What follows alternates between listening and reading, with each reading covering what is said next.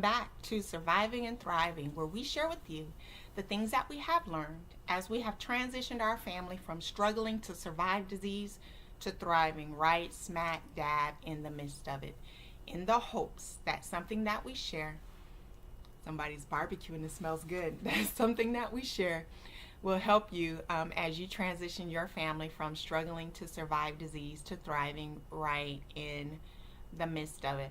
Sickness and disease can come in, and I mean, it just transform your life. It just affects every area of your life, and you still have to get the kids up, get them to school, help them with their homework, get them bathed, get them in bed, help them with their extracurricular, get your car fixed, get the grass mowed, pay the bills, make the money, and then on top of all of that, you have to eat differently. So now you're shopping differently. You got more things on you because you had to buy more things, herbs, prescription, things like that, and then you have doctor's appointments and treatments and all these things that are out there. And it can be a lot. It can be overwhelming.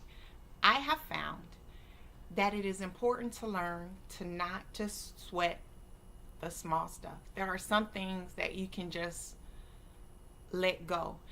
It's important to do that because you don't want to be fighting on every hand. You don't want to be fighting with the doctors because you guys are not seeing things the same way. You don't want to be fighting with your children because they're not keeping the house clean or whatever it is that you're seeing, and then you fighting with these people here and these people there, and you got multiple fights all around you. That will wear you out, and it will tear down your inner resolve. It will weigh on you physically, spiritually, mentally, emotionally, and it will take you down, and it will mess up everything for your family, and you will not transition from struggling to survive into thriving and becoming a stronger unit of a more loving family and having a good life. That works against you. So it's best to choose your fights. Pick your fights. You can't fight everybody at one time. And for me personally, I chose not to fight with my family. So there were some things that I learned that was small stuff that I was getting all upset over that I needed to let go.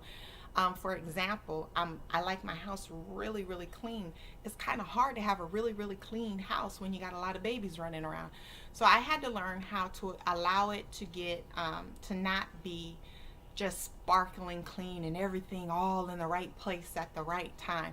There's a certain level that I can allow it to go to, that I know that it has to be handled at this point, because if it gets any worse than that, I'm going to have some issues, and I'm not going to be a very wonderful person to be around. And so I keep my house from getting to that place. But there's a certain place where I've learned to let it be okay. It's okay if your shoe is not perfectly set in the right spot. I can live with that. I don't have to fight with that, because you can't fight in your house and fight outside your house and fight yourself and fight the doctors and fight all these things all at the same time. So there's certain things that you're going to have to look at and say, is this fight worth it? Can I live without this? The fights that you can't live without, like your health, you give it all you got and you fight with everything in you.